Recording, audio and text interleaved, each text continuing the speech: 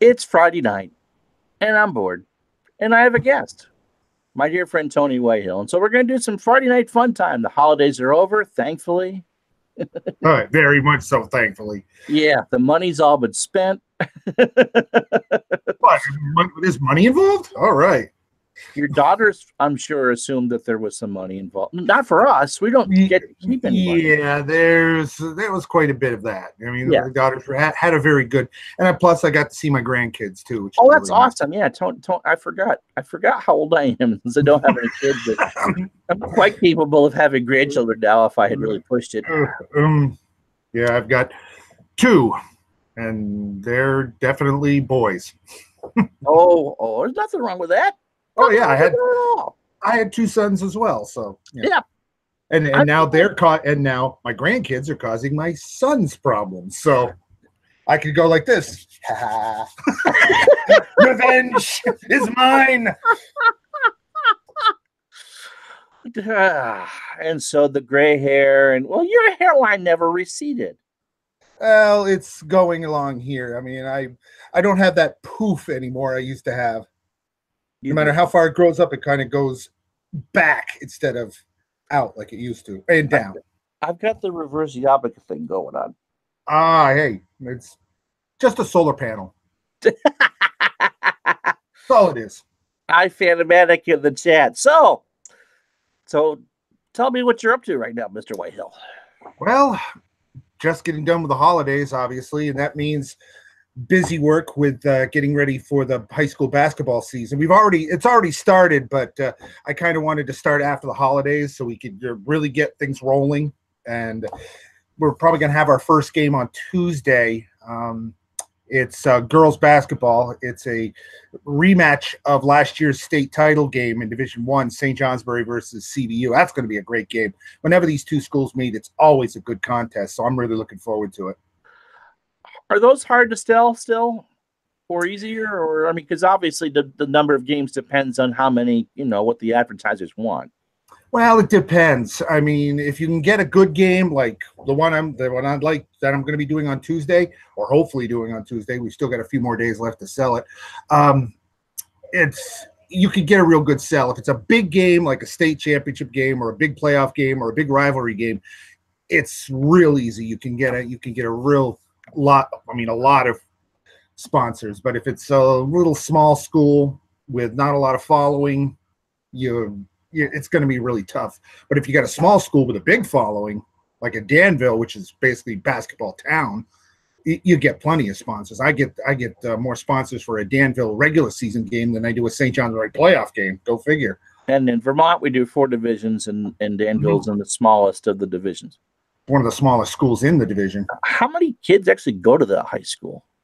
About close to 200, I think it is. But wow.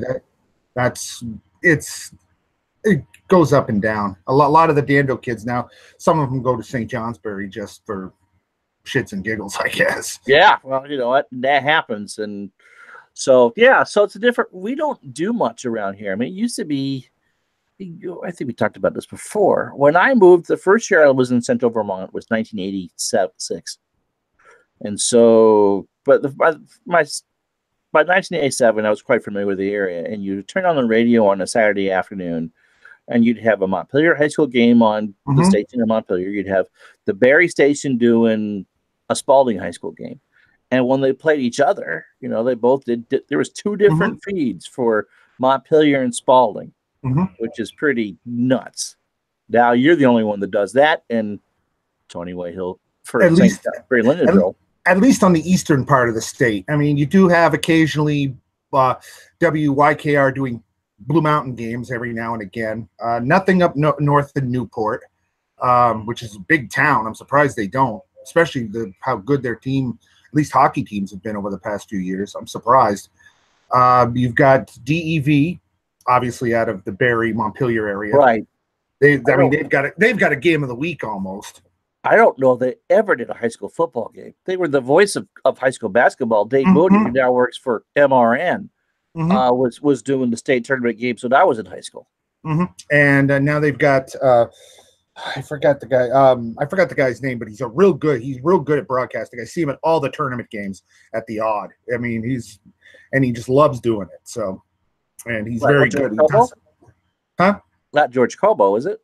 No, Joe. I see George all the time. I mean, I see him in every game. I mean, he's everywhere. I mean, it's definitely with his Parkinson's coming along. He's definitely starting to show it. Slow it down. There's a Five Guys downtown Burlington, which is not what you or I should be eating, but I think I'm going there tomorrow. And I'll have lunch with him once in a great while because he works at the information booth downtown. The glory of working in this business and the paychecks that come with it. Yeah. or the scraps of paper that says, "Oh, we might get you something." But yeah, so he works at the information booth in the summertime on Church Street, and just a delightful man. And yeah, he's doing great despite the Parkinson's. I mean, I see him I've sat next to him doing games when he does stuff for NSN, and I'm doing stuff for the radio. I mean, everybody seems to know. All the broadcasters seem to know everybody. I mean, I know it's called The Score now. I think it is 101. Oh, the ESPN station? Yeah, the ESPN. Yeah, it's ESPN now. Yeah. But I know they do a lot of high school. I know Rich Haskell does a lot with them. Rich is down in Connecticut now with the Tigers. Huh, yeah. I thought I saw his face on an advertisement on TV. He might be coming back, but I know at least for 1 year recently, I think it was this past year, he was down in Connecticut with the New York Peddling team. Okay. I know he does play. I know he was doing for a long time. He was the voice of the Vermont Mountaineers. I mean, the Lake Monsters. He was the PA announcer for the Lake Monsters, and they went all online. I don't believe anybody picked up their games this year for radio. So George did, and they were only doing home games. George did all the games this year. Yep. And it just I remember as a kid, 14, 15, living down in Poultney, and listening to George do the Vermont Reds games on WVMT. We got VMT down there when it played music, which was 1,000 years ago. And, listening, just wow, because they do the Yankee games now. But yeah, you can't even find Vermont's minor league team. Do people come to you we're dropping viewers left and right? Do people come to you and say that they miss that sort of thing? I know that people I'm sure are grateful. And a lot do. You do hear a lot of people saying, "Hey, why aren't you doing more games?" Well, it's basically money issue. That's what the main reason is. And a lot of people go on the internet now to get it. You see a lot of broadcasters going on the internet. There's a play-by-play group I follow on Facebook. I think you're part of that group too. Yes, I am. Just fascinating to see how they do that and the advertising that they sell and through that.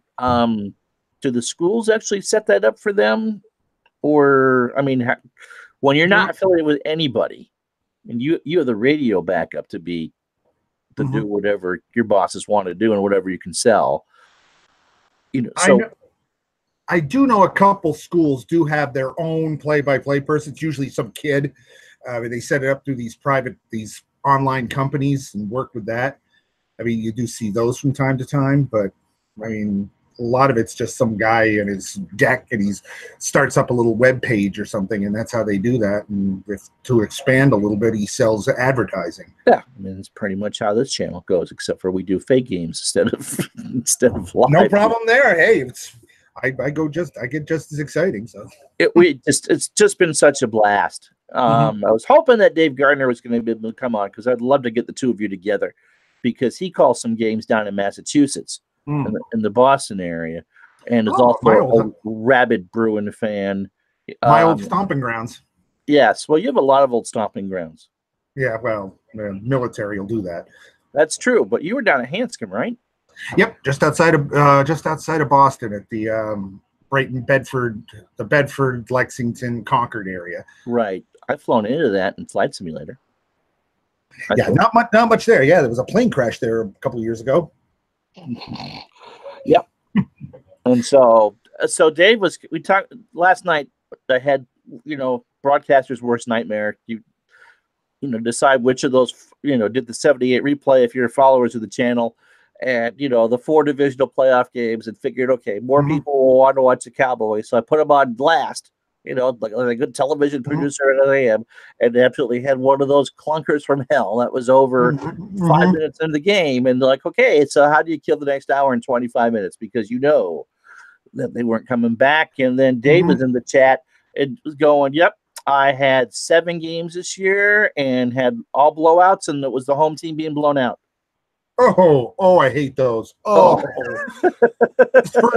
first round of basketball playoffs in Division 4. It's always like you got Danville, which is a really good team, playing something like no offense. I'm not trying to be offensive, but St. Mary's School for the Blind. I mean, exactly, you got something like that. It is like 70 points give spread at like halftime, and they're bringing in the JVs and the freshmen, and they're still getting every point. You're praying for that clock just to run.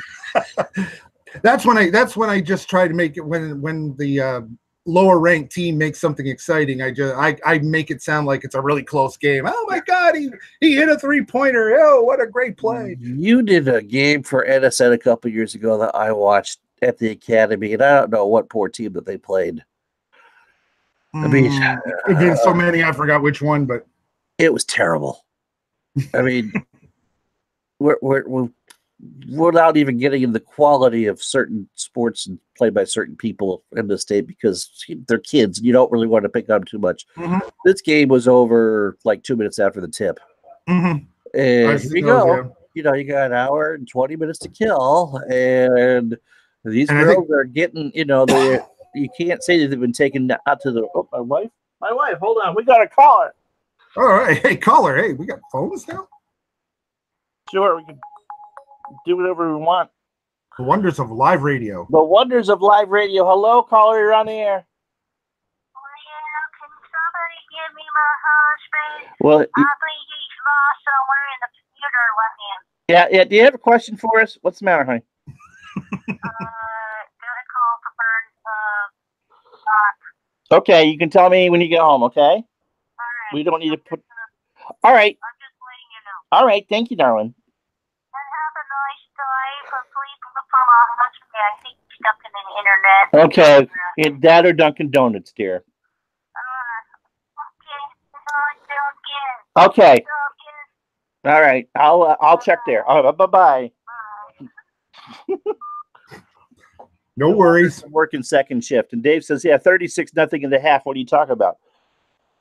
On television, just kind of let the things, or, at least the people are going to be watching the pictures, and you can tell stories because all the coaches. I mean, it's a small area anyway. And so when someone just kind of has a pooping the bed type of game, you know stories. You probably went to school or played against the coach or whatever. But on the radio, I can remember doing a football game. It was down at Essex. No, it was down at Rutland. I stand corrected. It was a road game, one of the few road games my boss allowed me to do.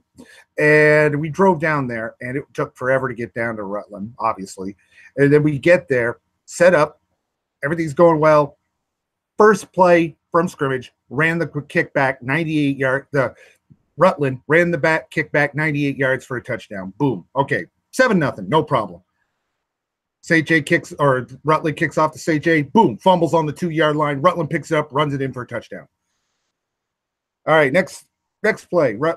It's 3 and out. Rutland gets the ball back, pinned on their own 1-yard line. Runs it 99 yards for a touchdown. It was like 21-0 after like 5 minutes. Yeah, I'm like, how is this good? Yeah, and it ended up being like 50. The game was over. It was like 50-0 at the half. And you've got to read all those sponsor tags. And because that's what they want. I mean, it's a big deal to do a road game. Was that this year? No, that was about 7 or 8 years ago. I've done a couple road games, mostly close by, but road game Big Linden for St. Johnsbury, right? Yeah, basically. And I did do one down to Rutland, but that was a playoff game, and that turned out to be a pretty good game. So I'm not messing that up. Right. Right. Yeah. How do you fill the time? I forget which broadcaster it was. Anyone can be good in a tense moment, but how you handle when you know that things aren't right is what makes, how do you keep people interested when you know that, the game is is out of hand and you've had to do it. We've all done it. Mm-hmm. Mm-hmm. Yeah. If you've done it, we've all done it. And it's almost to the point where sometimes, I mean, I'm basically saying, yeah, it's a good, this is the difference between this league and this league. I'm trying to talk up the lower team to say, hey, listen, they're giving it their all. They're playing their hearts out. Great play by so-and-so. I kind of try to make it interesting by, upping my voice a little bit, do the Bob Cole thing. He's done in April. They've given him a few more games. He's going to go out doing an actual CBC Hockey Night in Canada game. Mm-hmm. He's 85. Good. I haven't watched this year, but when I caught last year, I mean, it's Bob Cole. I mean, Vince Scully lost about 10% of his fastball by the time he was done. Cole's lost about 30, 40%. Mm-hmm. Oh, yeah, he's mellow. Still take with him over most of some of the other ones they have on that Hockey Night in Canada. Yeah, I don't mind the A one that they have on the Toronto broadcast. He's not too bad. I keep forgetting his name. He was on a video game for a while. Oh, Jim Houston? Yeah, that's the guy. He's not terrible. He's not terrible. Dave says the best you can do is just entertain the best that you can. Mm-hmm. Mm-hmm. And I'm pretty good at that. But, we also, those are just tough. I know you probably didn't get the chance to talk about this on the radio between lunches and all that, but was not a good day for wrestling fans this week. And wrestling, and so tell us, your thoughts on Mean Gene Okerlund. Mean Gene, probably the greatest. And I did mention it during my celebrity part of my noon news. I mentioned that the wrestling lost to one of its best of stickmen. In other words, the guy holds a mic. Mean Gene Okerlund. He was the interviewer and hype man, and he also did a little bit of booking as well for things like the old AWA. He did stuff for WWF in the 80s and early 90s. He worked for the WCW. He went back to the WWE. He's a Hall of Famer with them. He's also in the Pro Wrestling Hall of Fame. He's one of the best interviewers out there. Cool, calm, collected, really knew how to get a story, really knew how to bring out the best in the guy he was interviewing. Oh, absolutely. I remember when he, whatever Turner had. WCW. Yeah, okay, WCW. That was, and from Birmingham one night to Gadsden on the next. And, we talked a bit about this the last time we did one of these. It really just kind of like a touring little rock show. Mm-hmm. And, he obviously, I'm not sure how much of those were scripted, but he played it so straight. I mean, he was such a good strength man. Mm-hmm. And he helped make some of these other characters become who they were because they would spar with him. Mm-hmm. And so, there's a lot of oversized personalities and oversized egos in wrestling. It kind of goes with the territory of any sort of big time entertainment. But he just kind of struck me as if you would put him on a football game or a baseball game or like Craig Sager as a sideline guy, he would have been fine. Mm-hmm. He would have done just fine and promoted whatever it was that he wanted to with ease. It was not a good day to be 76 in male in this country. No, it wasn't. With the captain, from the Captain and Tennille passing away, and who's the other one? I'm trying to remember. It was Super Dave Osborne. Oh yeah, Super Dave Osborne. Okay, sure. They always tomorrow night. Dave says the Boston hockey announcer is horrible, and I'm assuming he's talking about Jack Edwards. I can't stand Jack Edwards. I kind of like Jack Edwards because you're a Bruins fan though. Well, he also, he's a bit of a homer, but he works finessing. Bit of a homer. He works finessing. So Tommy Heinz. Could you imagine a game with him and Tommy Heinz in the same booth together? Oh, that'd be hilarious. Oh, it would be fun as hell. It'd be one of the best. I mean, I love listening to Tommy go nuts on some people. As a color guy, he was just going nuts. I'll wait till you put the drink down before I go. I love Walter. Or Johnny Most. Oh, the things they do here. Oh my God! Devils and bang, just punch the shit out of Bill Laimbeer, and it's the best thing ever. Oh, there's blood everywhere. Laimbeer has come out as an undefeated boxer. Why don't they have guys like that anymore? I'm sorry. The Buffalo has their guy. But good evening, Dave Little, and I like Jenneret. Mm-hmm. Mayday! Mm-hmm. You know, he had a heart attack on the air this couple weeks ago. Mm-hmm. I mean, probably got too a little bit overexcited, but I used to love this. Seriously, they wheeled him out on a stretcher. Oh, I didn't know that. Oh, yeah. Against the Bruins, when the Bruins were there in their last game in Buffalo. Yeah, and Dave Gardner says Jack is over the top and not in a good way.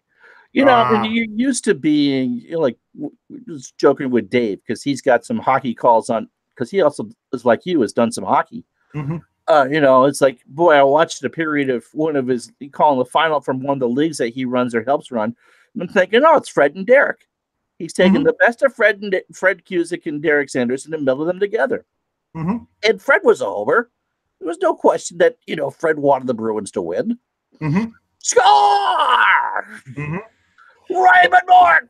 Mm-hmm. The blue line! Well, of course, of course, goal for Stephane Richer, and now it's 4-0. Mm-hmm.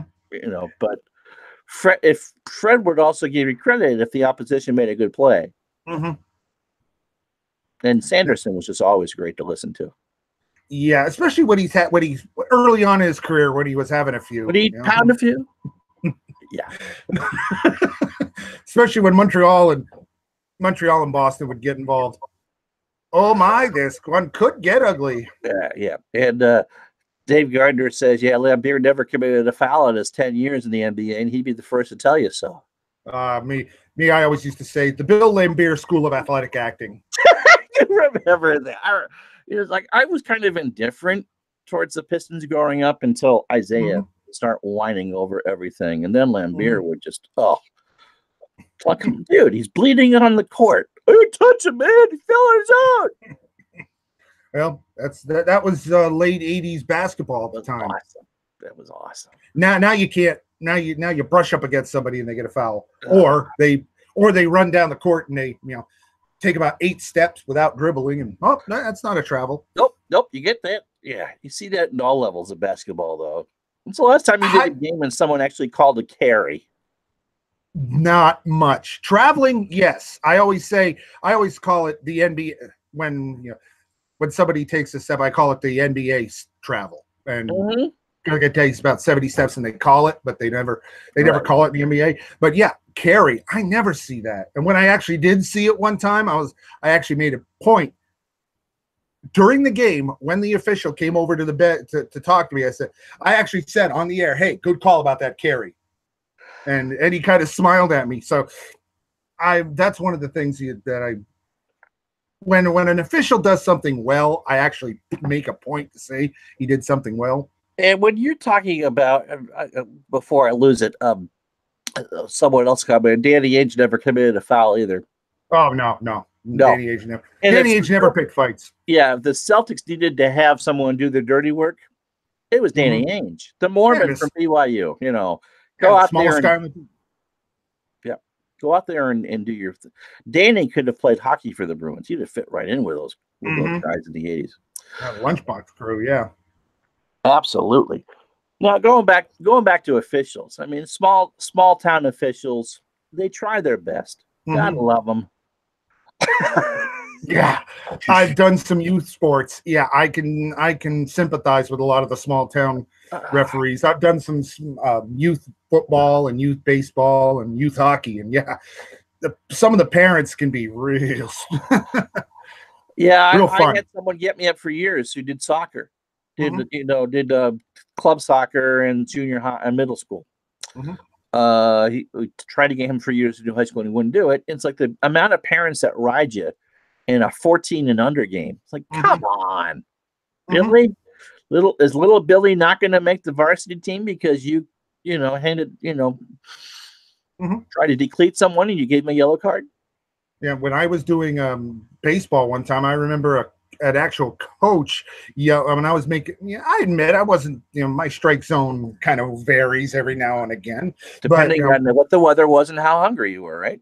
Yeah, basically. And I was how quick I wanted to get out of there, but my strike zone was a little low, and I was because the kid was short, so I dropped the strike zone a little bit.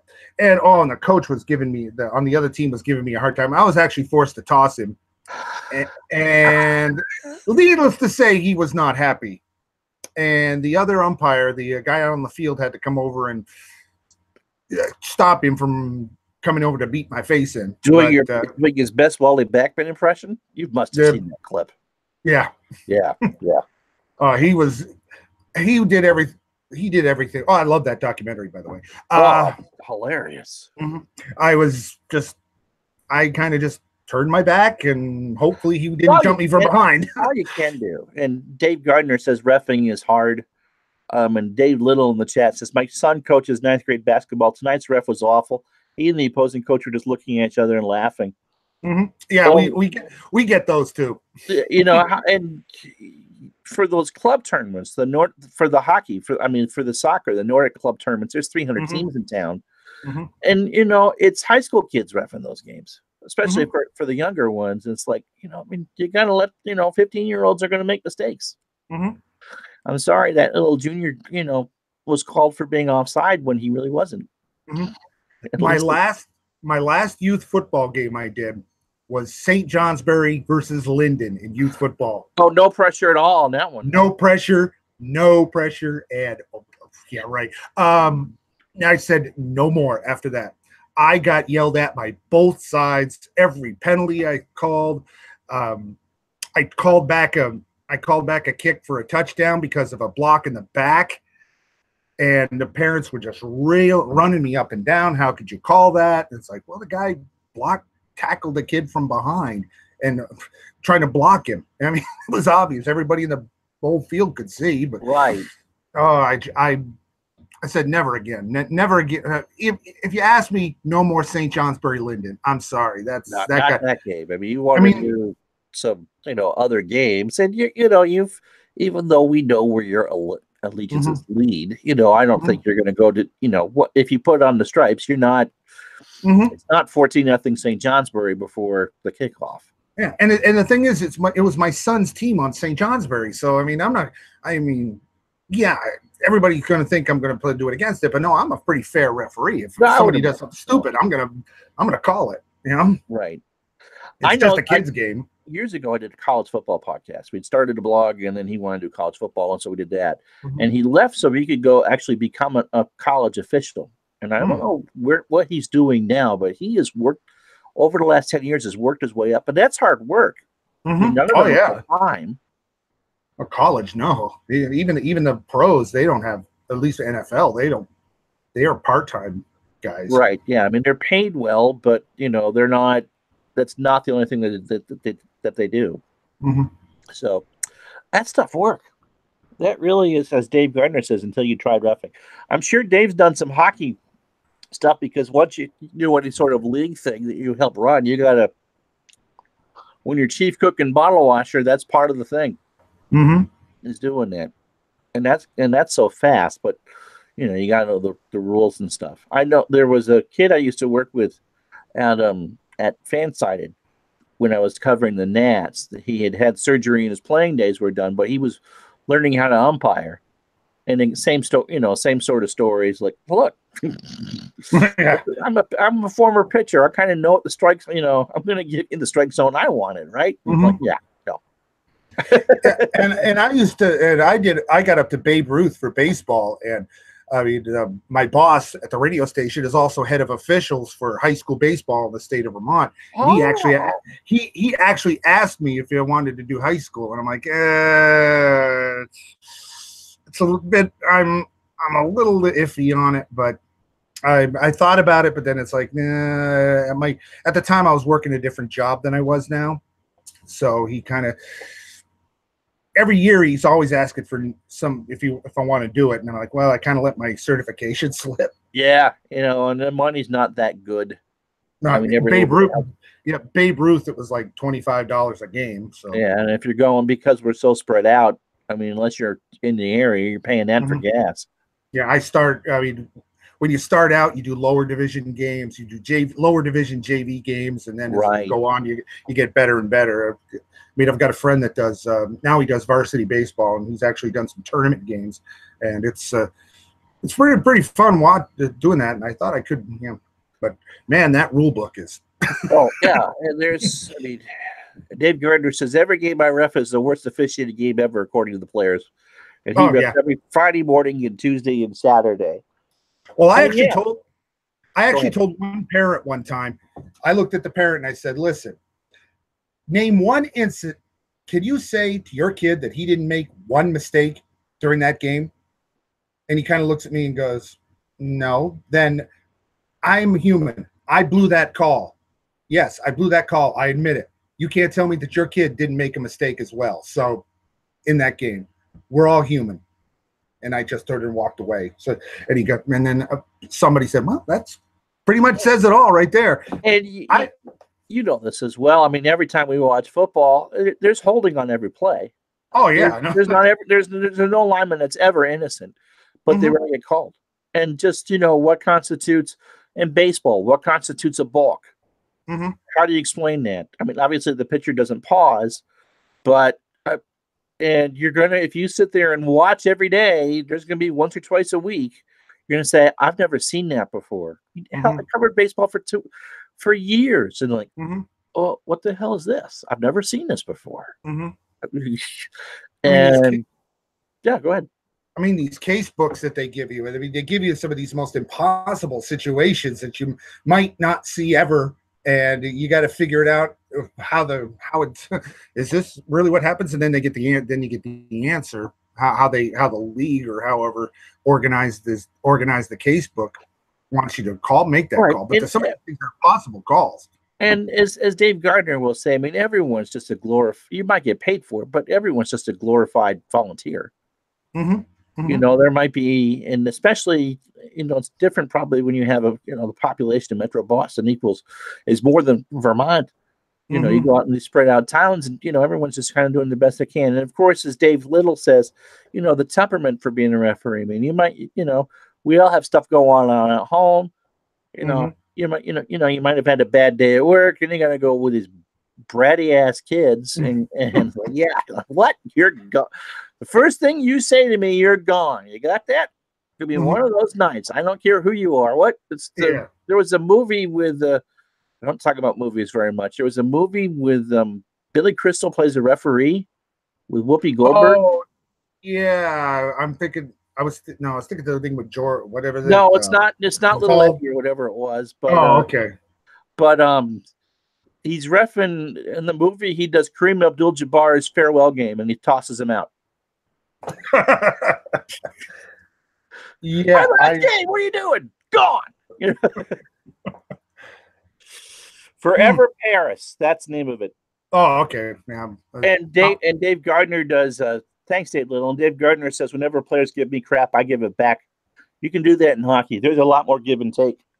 Yeah, because the thing is with a lot of this stuff, when a player is arguing with you, if it's out from where the crowd is, and he's not embarrassing you, especially an official, or a coach is talking to you, and he's giving you the business, but he's not outwardly or overtly, I should say, embarrassing you, then you just let him bring it to me. Let it bring it to me. Now, if he's doing something that's going to embarrass me or make me as an official look bad, or make him as a coach look bad, then I toss him. Right. Well, let him vent. Let him vent.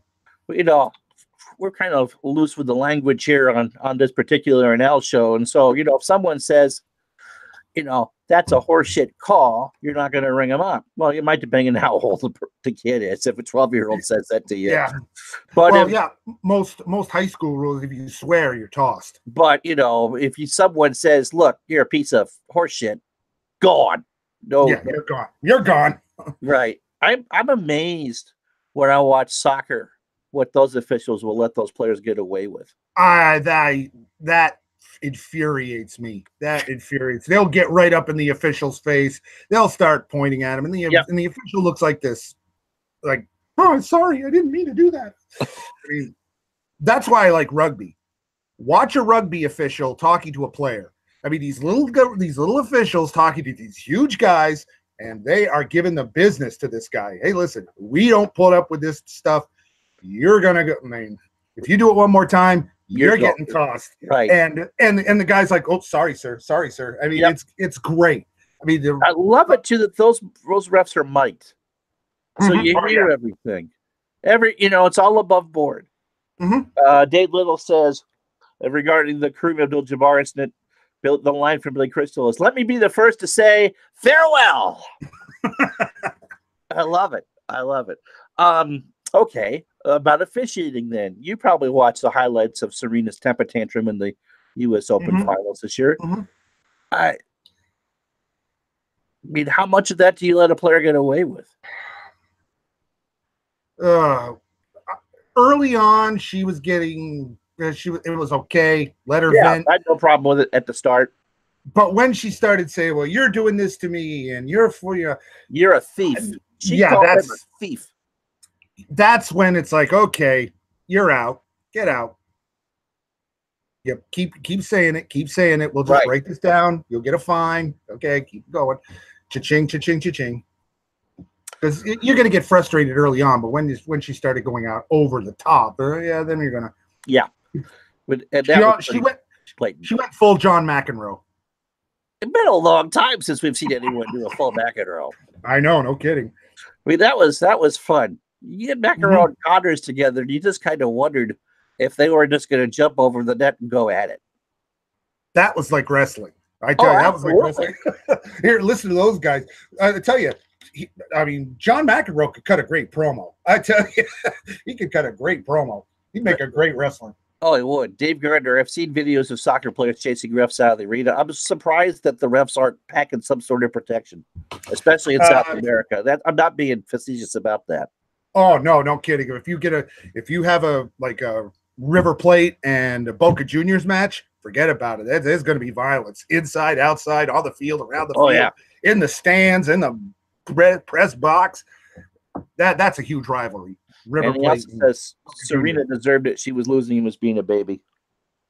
Yeah, I agree with that. My wife doesn't watch a lot of sports, but when she was making dinner and she came on and, "Oh, Serena?" Like, yeah, if you want to watch, go ahead. And then they're both going blowing up. She's blowing up. Yep. Like, oh wow, in a final. Anyway, yeah. So yeah, McEnroe and Connors wrestling. Bruins and Whalers, Bruins and Flyers, Bruins and Canadians. Those were all.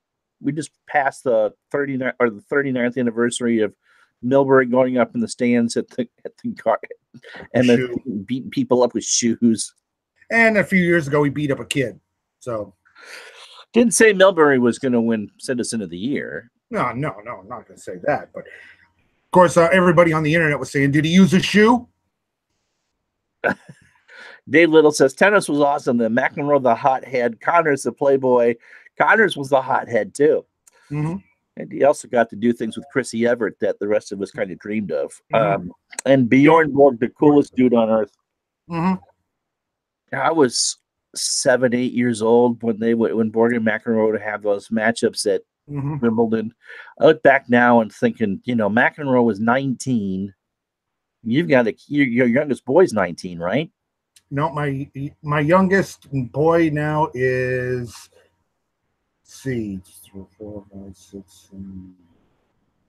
24. Okay, and Borg was 26. So imagine being 19 and having the weight of your world on that and doing that, playing those matches on that stage. Even you see kids all the time. I mean, who do you think would be emotionally ready to do that? Not at that age. I mean, you would see a couple teenage kids. We had Jennifer Capriati at 14. She was doing the rules after. It was Hingis that they changed the rules after. You're like, nope, you're not doing this anymore. Well, what about gymnastics? Female gymnastics? You had some issues there. Yeah. Let's see. Dave Gardner says an NHL ref told us a story of a guy who brought a shotgun to a Canadiens game in the 40s. The usher asked what that gun was for. He said it was in case the ref made some bad call. The usher brought him to the front row. I like that. And they worry about Southern fans. Well, you know, the Brian Style incident between the Giants and the Dodgers getting beat up in the parking lot. So yeah. So what else is new with you? Let's see. Well, still doing the broadcasting, obviously. Yeah. Sure. Still doing the news. Got D&D tomorrow, as always, every Saturday, or just about every Saturday. Your daughter in that game, or are you doing another one with her? Oh no, my daughter's not getting in this one. This one's a little more adult oriented, so we kind of want to keep the 12-year-old mind at 12 years old. Right. No, but you had talked about before that she was really getting into it, and I think that's great.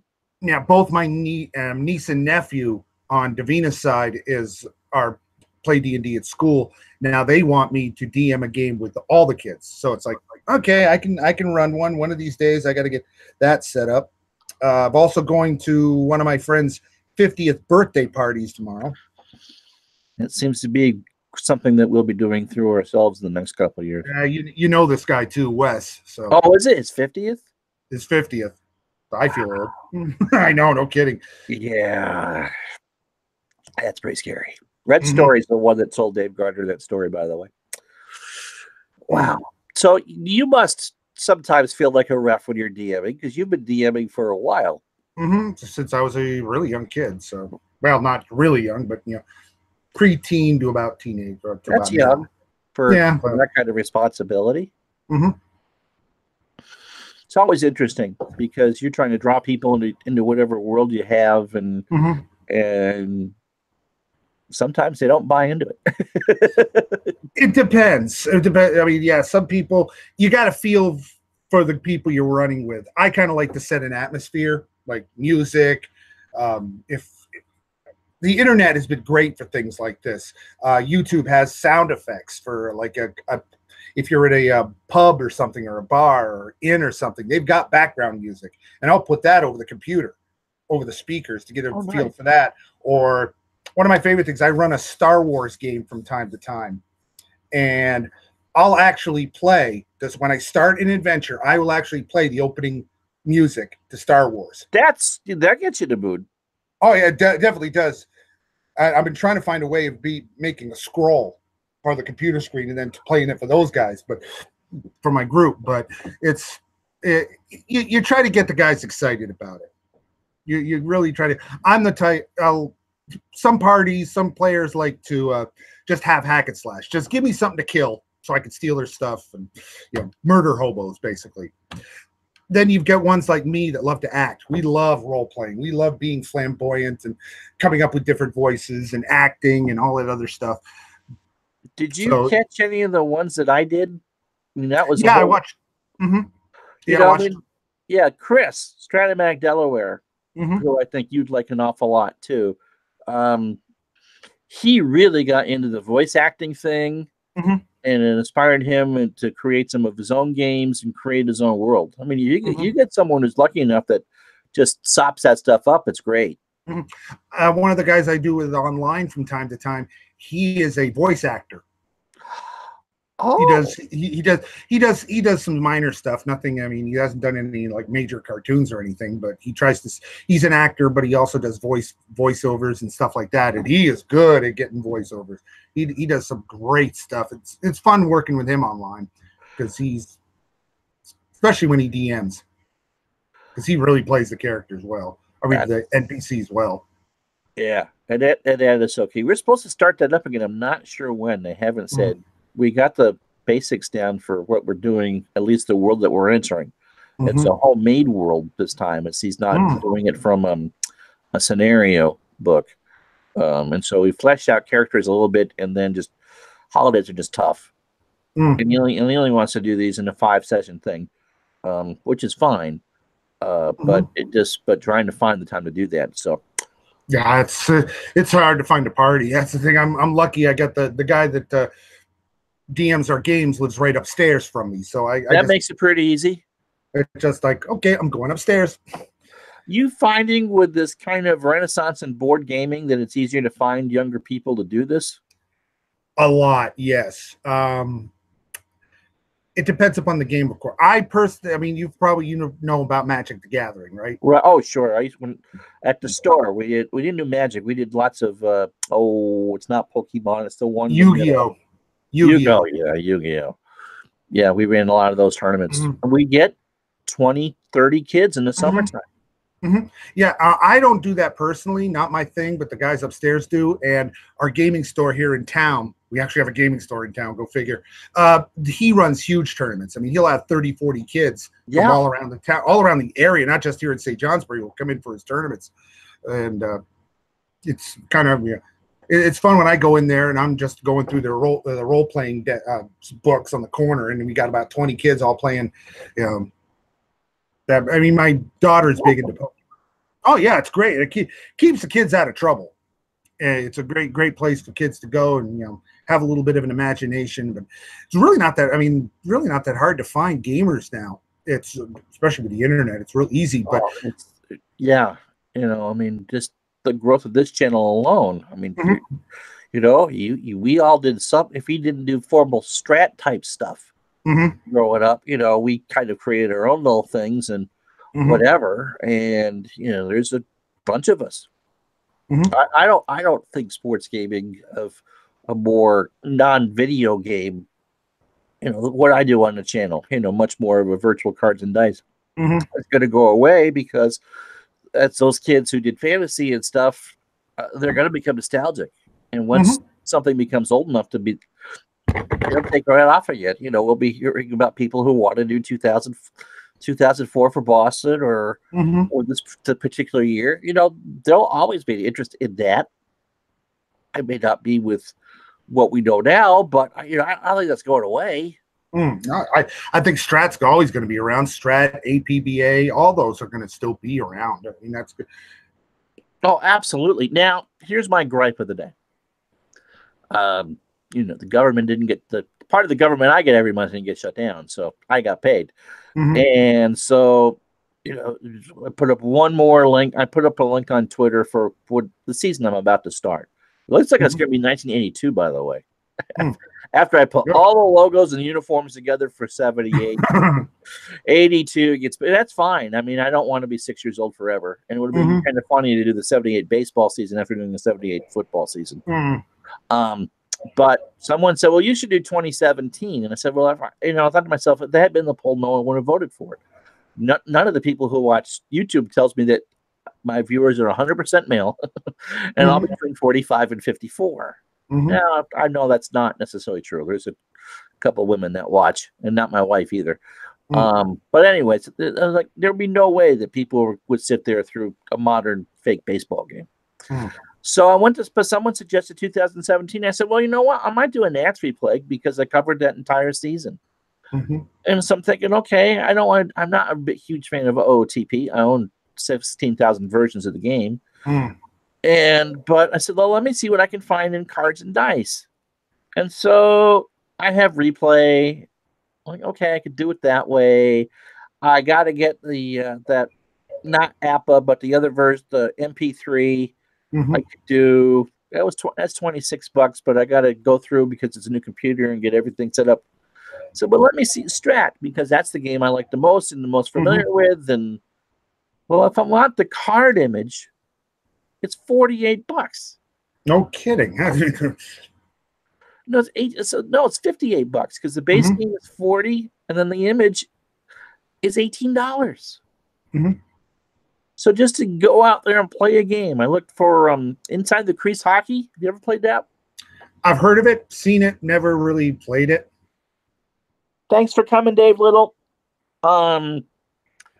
It's much more intuitive, I think, of a card and dice hockey experience in Strat. The demo's there. You could play the demo, I think, for 5 days. And so it comes with the demo only comes with 2 teams. I think the 08 Red Wings and the Penguins, whatever the final was that year. Okay, that's fine. But if you want to buy that and play those 2 teams forever, it's $30. And then you got to pay whatever the data is for the season. And he doesn't have a lot of seasons. I mean, Action PC, as far as past seasons, I think has the best. And he's missing, I think, now 1 from 54 on. So he's getting better about it. So if you can find the season that you want, like for the 80s, he only had 84, 85. Or 81, 82, and 84, 85. And so that was $13. So in order for me to actually consider playing a game which has no artificial intelligence whatsoever, it's a pure cards and dice, but, with stat keeping and all that, was going to be $43. And to me, I just think I understand that you got to make money, but there comes a time where, do you want people to play your products or not? That's true, because I know a lot of kids, they want to get started. I mean, I can remember getting Strat when I was 12 years old, something like that, and it was it was expensive then, but I saved up a lot of my lawn mowing money for that. Hello, Bubba Husky. I remember when I bought the Strat for that league that we did all those years ago. I picked that up at KB Toy in Berlin. That's talking our age of the KB Toy around. KB Toys, there you go. And I think that came. I think that was about $35-40, and somehow came with the extra players. So we had a lot of people to draft from. So that's why Tony Whitehill's bullpen usage is now used by real life managers today. Yeah, no kidding. 2 innings. That's it. That's 2 innings. Yep, you're there. Starter 2 innings. You're done. I can understand if with shipping and how much cards weigh, if you want to order the set of cards and dice, and you're talking for any major modern league, it's 1,000 cards, because you can't play with a 20-man roster anymore. I'm sorry, you're running that many people at the bullpen. But for computer files, it shouldn't be that expensive. How are you going to get people to get into something, a fun hobby like this, if you make it unaffordable from the start? Now, you've probably heard of Status Pro, right? Yeah. I mean, they don't even do. I mean, the company doesn't even own it, but there's still fans that are making Status Pro. Yeah, all for sports. The basketball game I featured on the cards and dice was a Status Pro next generation thing. Yeah, great game. Because I do Status Pro football and baseball. That's all base 8, right? And it's the football one's really fun because it has the linemen in there too, so you get to look at the different linemen, put them in there, and each one has a block rating for passing or for passing situation or running situation. Each card you flip, the fast action card you flip, you might have to have 2 linemen in there for a block if you're running on left or right. I like that system. I really like that system. It's a little complicated at times, but it's not so complicated where you can't do it. There's Dave asks if you remember the VCR hockey game. Yes, I do. I'm more familiar with the VCR football game. Yeah, I do remember but I do remember the VCR hockey game. My dad and I had a good time playing that. I don't think we ever actually went through the whole video, but that was quite cool. We also had a game from the early 80s when my parents got together called Championship Baseball, and it was Topps baseball cards from like the 83 season. And then on the back instead of the statistics, it was basic, 2 6-sided dice, 2d6, and let the chips fall where they may. And so you got a basic, if you weren't quite sure about if Strat was too much, this would have been fine. There were no charts. It was just look at the back of the card and go from there. Now I do remember NFL had some sort of game where it came in a suitcase thing with the football leather binding, and each card instead of teams they had cards with plays on them. You had passing plays and you also defense. Strategy. Yeah, it was that game. I love that game. Yeah, you didn't have to know. You didn't have to have players. You ran a pass, a run, and you looked at the alignment and I'm going to put a 4-3 defense out there. You familiar with Keith Avallone's games? Stratomac Delaware just did a one on a fictional football. I've heard of it, but not too familiar with it. He does a golf game that you can do. Basically, there's a fictional element to all of his sports.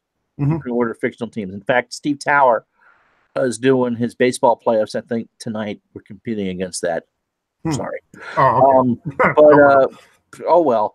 But that's kind of the same thing, and so you can put in whatever. I remember I had a copy of Wayne Gretzky Hockey for that little laptop that I had 1,000 years ago, and we typed in every person from that floor hockey team, and had them play against the great, against Gretzky. It's the same sort of deal. That game, Wayne Gretzky Hockey, was actually a very good game, strategic wise. Yes. Strategy wise, it was well done. Strategy wise. I mean, it just the line changes, how the players moved on the ice. I saw a version of it online recently on the archive.org site, one of those free sim emulators. I played it for a little while. I'm like, oh, this is memories. Yeah, I have an old Apple II emulator. Play Yahtzee on a lot. Still my favorite version of Yahtzee. Dave asks if ABC Talking Football, then a Monday night game with the little mini records. That was a little bit before my time. I'm probably going to have done it anyway. Did you get that as a little kid? Never got it, but I'd heard it. But I'd heard about it, and I probably wanted it as a kid. Seen it demoed on YouTube, and it literally was. You called your play, and there was a little mini 45 record that would play depending on what card came up, and it was actually Dick Enberg that called the play-by-play. And so, pre the VCR one, which is all NFL Films official stuff. They're intro games. The thing is, all those with the NFL Films VCR football. Yeah, if you watched enough NFL films, you basically the minute you hit the play button, you knew what was coming. Right, and that made it more exciting. Yeah, absolutely. What else? So yeah. I mean, there's got to be an easy way to get people into it, to say that yes, it's okay. I mean, we to want to get into this sort of thing. Then you can be in your 40s and do this stuff on the internet or whatever's around, 30 years. Because obviously there's an audience for it. I'm always amazed at the people who sit and watch.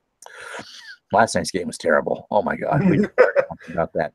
Hey, I watched it, so I showed up. I showed up late in the fourth quarter. I didn't say anything, but I was.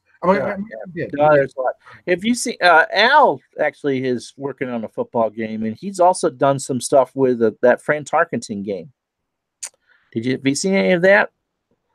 Yeah, I did watch that video, but I didn't. I wasn't there watching it live, but I did. I kind of like that game. It was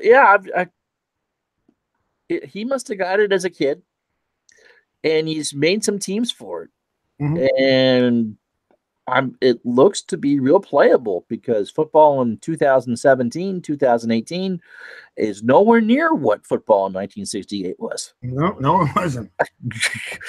I mean, there's not a lot of teams that do 3 yards in a cloud of dust.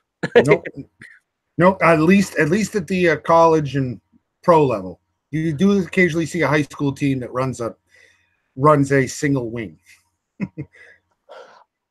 What was it? Dave says that dice games are hard to watch, and they can be. I mean, it's hard to do because you're sitting there and rolling and just it's a lot more fun to actually be participating in one than actually to sit and watch one. And I lost my train of something I did. Maybe it was one of those late season games. I actually ran a play out of a single wing. It might have been Kansas City because that whole 70-80 was just. You can't throw it. You're going to run it. Or maybe it was the Bears. I don't know. But I actually ran one play in that replay with a single wing. But that was fun. Yeah, I'm losing you here. You are? Anyone else losing me? That's how that. All right. Let's see. What else? So you got some games going on. You got me or no? Oh, you're back now. You keep popping in that. Yeah, you're popping out loose too. Okay, probably a trunk signal problem or something. Yeah. So what else you got going on? Well, not much else.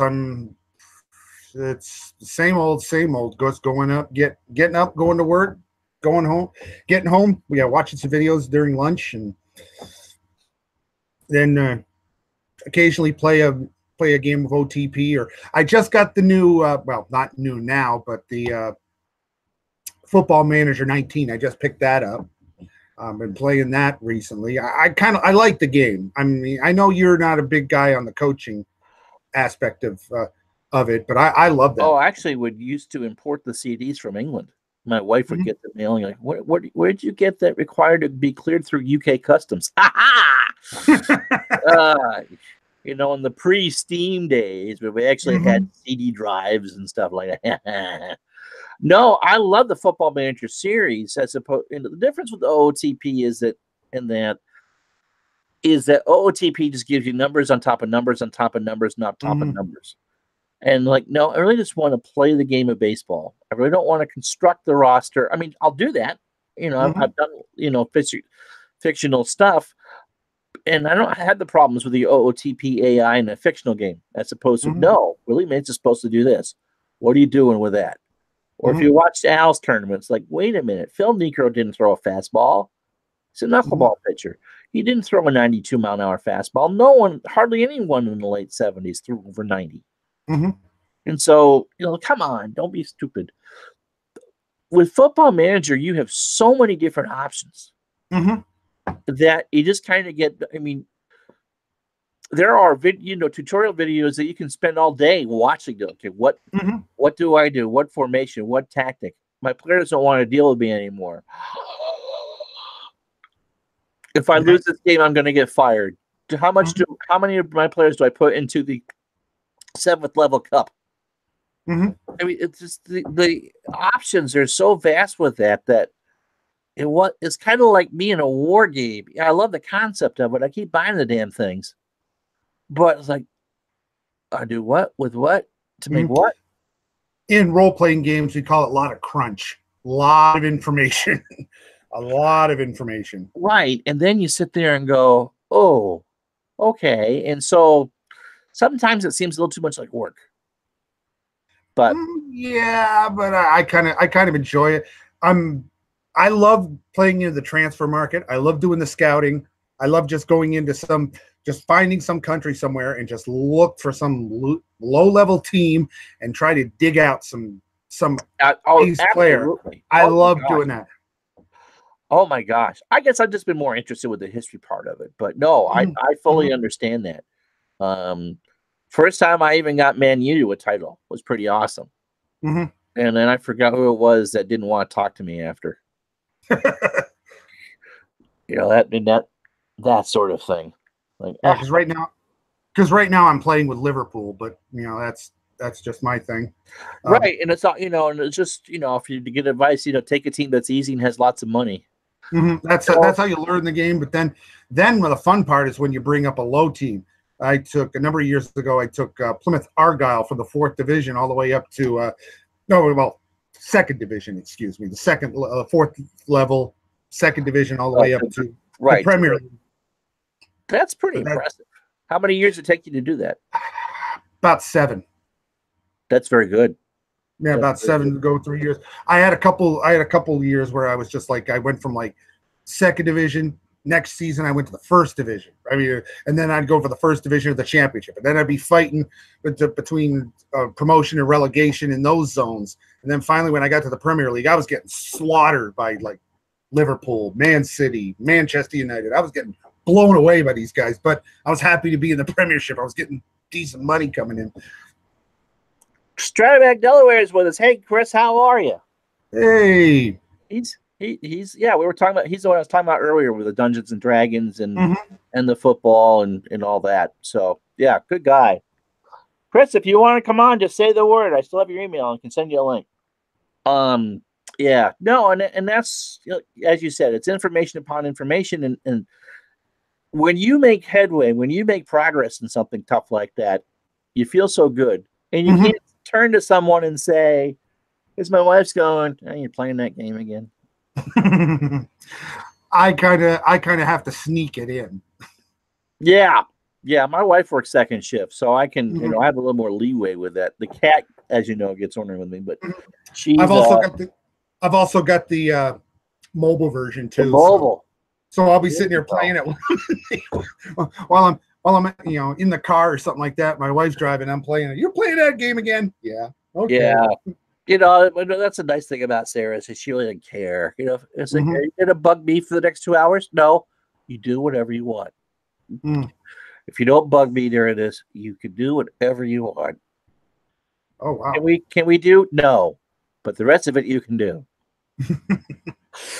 So yeah, I mean that's fun. You're the one that had Harpoon in college. Yes, I did. I did have Harpoon, and I have some of the. I have about 7 or 8 years ago. No, it's actually later than that. They released on CD-ROM all the original scenarios on that game, and I had it for a while. Now it doesn't run on Windows 10 anymore, so I can't play it. I bought, I think, the last version because I keep buying this stuff thinking that it'll click at some point and it'll justify the fact that I spent way too much money on it. I know Steam has. I forgot what it was called. It's the latest incarnation of Harpoon. Command. Yep, that's Naval Command Structure, something like that. It's like $90, and I'm like, but this year Matrix ran a huge sale, and I got it for 26. Oh, lucky you! I'm looking. But anyway, the last version of Harpoon came with every version of Harpoon, in it with DOSBox. Oh wow! And so you could run it in a modern system. Doesn't mean I played a lot of them, but it's like if you really wanted to play the original DOS version from 1987, you could do that. I've got the box set that Larry Bond actually made.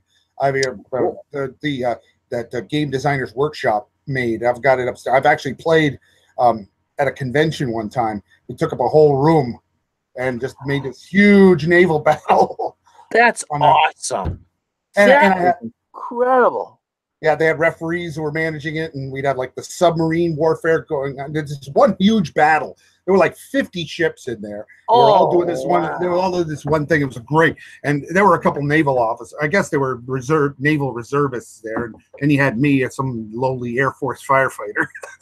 My wife would say, I never want to hear about you poking fun at Joanne Fabrics ever again after this conversation. Nope. Or Michaels or any of that. Yeah, yes, dear. I understand. I'm my wife has her knitting hobbies, and yep, she's now getting into art. So hey, whatever. And she's like, do what you do as long just get out of the house sometimes. Yeah, it's a tough time a year for me because it's that time of year. But what was the other thing? Oh crap!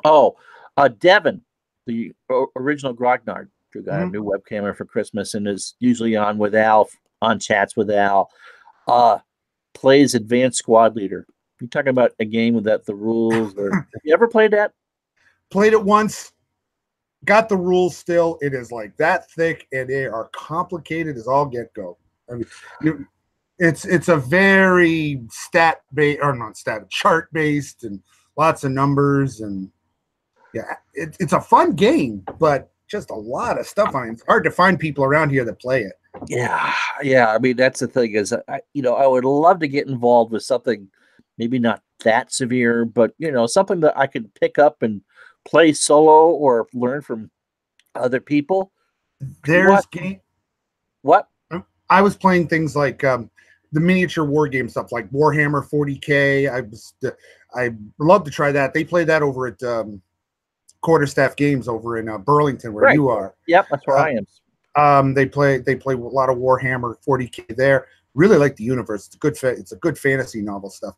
But also wargaming, I'd like to do Flames of War, which is a World War II tank game or combat game with the little miniatures that you paint up and you have the ruler. I've got the rule books for that. There's Team Yankee, which is a World War III based game. I mean, it's hard to find those type of gamers around here. Yeah. Strat says that Squad Leader is a game that you need to learn with another player. Yeah, and it's tough. It's tough when you're first when you get the rules and you're like, I feel like I'm studying for a college exam. Yeah, exactly. And Bleacher Bum Games has joined us. Hey, another one. Yep, another game designer. It's always fun trying. Yeah. I just would like, I mean, my wife is a good sport. We used to play Axis and Allies. She actually bought it from me one year. It's a fun game, but it's like you take 2 hours to set it up, and by the time they get it set up, and it's just the two of us, and she's just trying to humor me. She's semi-interested in it. I'm like, no, you really, and you just can't say, yeah, okay, that's fine. What's really fun is when you play Axis and Allies against real Germans. Oh, I've done it. I played it when I was living in Germany. They were Germans, and I played with real Germans. So that was fun. Have you done any of the Paradox games? What, the one? The Paradox games, Hearts of Iron, Europa Universalis. They're computer games, they're not board games. Even though EU is technically a board game, but they ported to a computer. I've heard of them, never played them. Well, if your wife wants to, throw you out of the house for a week or two, worth picking up one just to go through. Grand strategy games. EU, I think you'd like. It goes from 1415 to 1815, I think. And so you get to colonize North America and really just time sucking. Yeah, that's something I go. And Strat says, I love Axis and Allies. I will solo the crap out of that game. Yeah, Fortress America was another one of those Milton Bradley war game things. I remember that. Yeah, I remember that. Devin wants me to play more Civ 6. I tried that once on the stream and I sucked. Sims? No, Civilization. Oh, Civ. Okay, I thought you had Sims. Yeah, I played that game a few times. I was more of a Sim City guy myself. I have, if you want to test to see just how crappy your computer is, run City Skylines. I've heard of that. Oh, it's a lot cleaner than Sim City, but it's as resource friendly as the Soup Nazi on Seinfeld. Okay, I mean it will just. I've got whatever gig graphics card in here and 16 gig of RAM, and it will suck it right up. Oh, so my computer, it'll really suck it up. I just slow things down. I've even Flight Simulator. I mean, I can't run X-Plane, but the FSX I can run on here with 8 gazillion frames per second. But try to run City Skylines with any sort of added assets and slideshow city. Yeah, I mean, my Football Manager 19 runs slow for me sometimes. Right. How many leagues are you running at the same time, though? Oh, I don't even count them all. I'm doing just about all the major European leagues. Do Mexican league. I have the U.S. obviously because I love scouting other leagues. So for me, I just do. That's what takes so long. Bleacher Bums Gaming says I play Axis and Allies with my brothers and brothers-in-law sometimes. We draw countries before, and everyone has to bring a peer of the country they play. That's kind of cool. Mm-hmm. And Strat loves Fortress America, and the last version of because Bleacher agrees with you on Football Manager being a resource hog. The last one I bought, I think, was 16 or would looked at the specs of your computer and told you how many leagues you could have open. I just click. For a game like that, you're not looking for it to be fast either. Mm-hmm. I mean, a good season of Football Manager is like a good book. It's going to take you not that long to get through one, and you don't know how the ending is going to be. Because I got the game last week, and I'm still in the preseason. I've only played like 2 preseason games. I've been just sitting there. I love the fact that you can work practices and set up all this other stuff. I'll spend 5 minutes just reading one player's abilities just to get a feel for him. Yeah, no, that's like I said, I like that series a lot. I like it a lot better than OTP, but as we said about the war games, you're taking a course to do that. Mm-hmm. Yeah, and the OOTP, I kind of do the same thing with OOT baseball and franchise manager hockey. I play that. I tried it. Dave just bought it and did a video on his channel for that. I tried it because I wanted some of the historical stuff. Mm-hmm. I didn't get into that. Or there's franchise and there's East Side, and I forget which one's which. East Side is they're done by the same guys that do Football Manager, while okay, and franchise manager is the same guys that do OOTP. I kind of like the stats that are the game when they get to the games themselves. I think East Side does a better job of when they're playing the games, but when it comes to just running leagues as a whole, I think franchise manager does a better job. I kind of like the deepness of franchise manager, and of course I'm always putting on the add-ons, so I can actually put in all the logos and everything else of every team, every league, and I kind of like that. Yeah, if I do OTP, I create my own leagues. I done a Vermont league, I've done a New England league, and and that's kind of fun. How many foreigners are you going to have? What's your active roster size going to be? I mean, what offensive area did you like best? So you can, the customability of that is through the roof. Like, only got one problem with OOTP. I want to play a series with the Japanese champions and the Major League Baseball champions. I can't seem to get to do that. That's the only thing. I'd love to try that, but for some reason I can't get on that fictitious lineup. I can't seem to get that in there. Oh, all right. Couple comments. Bleacher Bums Gaming, who's got some good games of his own too. And I think he's working on a boxing game. Commander, the Great War, which I assume is World War I, is a nice little CPU war game from Slitherine that is easy on the CPU and has a friendly learning curve. Okay, I'll have to look that one up. And Strat Delaware says, man, I have Lance Hafner football running on Windows 7. I saw those ads all the time in the sporting news growing up. Oh, should have just bugged my mom for those. I bought the tennis game. That's the best $20 I've ever spent on a game. That is my favorite PC football game ever. The 3-in-1 football. I've done the Commodore emulator for, I think, basketball. Yeah, I mean those Hafner games. It's a lot like what Dave does now. Dave Koch does now for the Action PC series. If you got the football game, the 60. Oops. Okay, if you got the football game, the 66 season's on sale for $5. Can you hear me? I'm looking for a good. Oh yeah, I can still hear you. Okay. And Bleacher Bum says, "Nice." I can hear you. Hafner 3-1 football and full count baseball back in the day, and wore those floppies out. I had my first computer baseball game like that was Microleague. I remember those. And someone got a hold of like the 84 disc and the 85 disc and the general manager disc. And we'd sit there through the sporting news at the end of the season to make our own teams.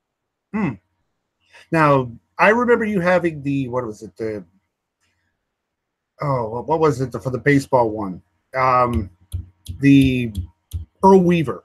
Yes, I did have Earl Weaver. And I love that game. That was a fun game. Code reel. Yeah, and that was good. Those were all-star teams.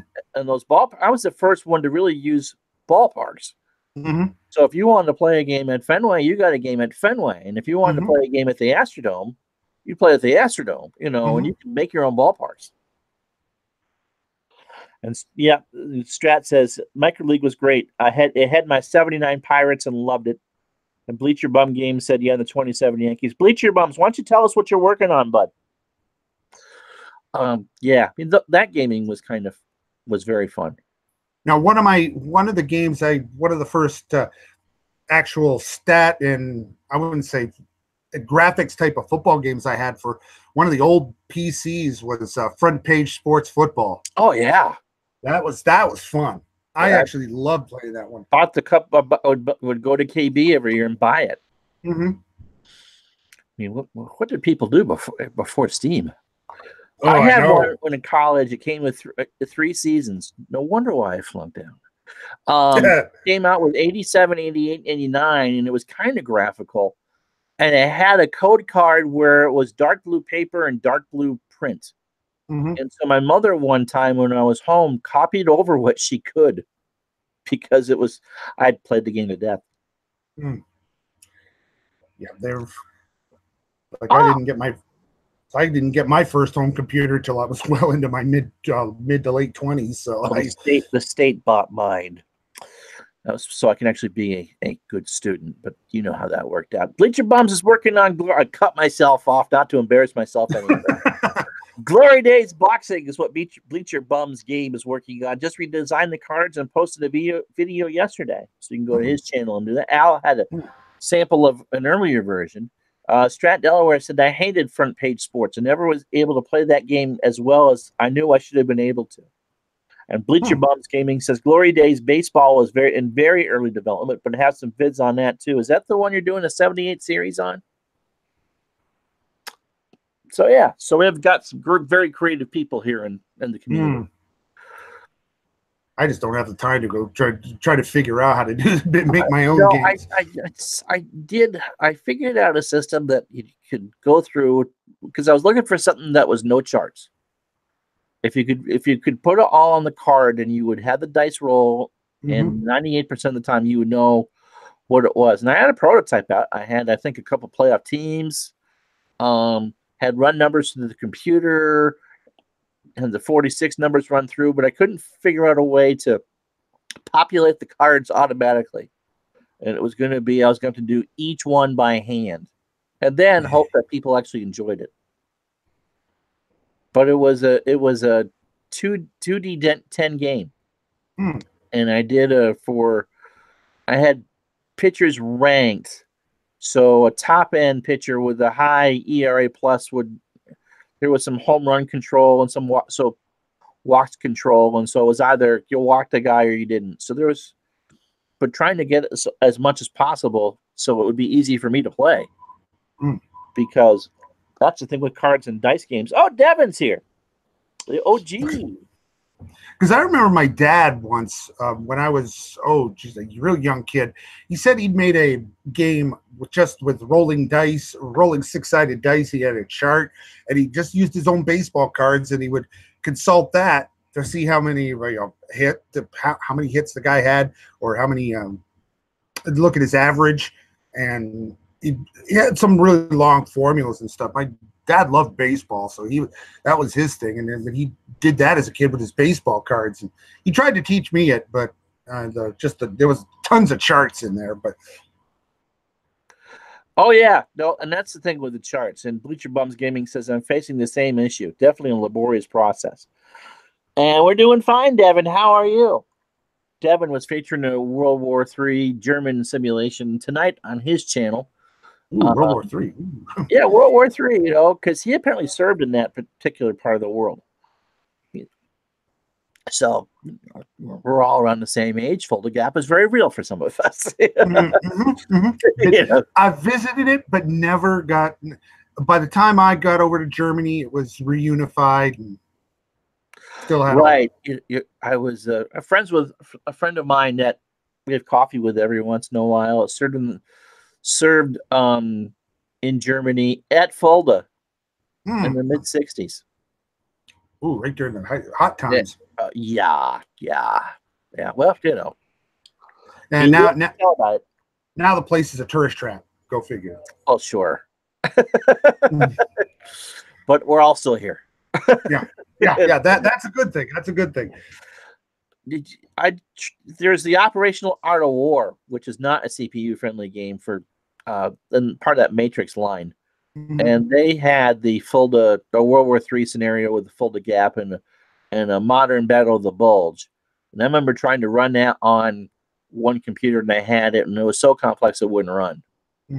It just sat there and gave you eventually the face of, blue screen of death. It's like you really don't want to do this after all. Like, yes, I do. I spent $40 just to be able to do this. No, you don't. Yeah. it's too complicated for me. Too complicated for me. Or you find scenarios where there's no AI and you gotta play them both. Another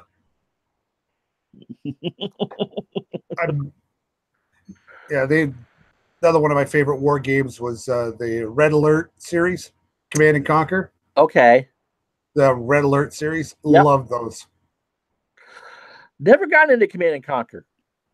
Because I like the fact of you had to actually build things. You had to go collect natural resources and build the stuff. And I just sit there and build until I had this super army and never attack anything. I just sit there and just build until finally the AI would finally just come in and decide to attack me, and I'd just crush everybody.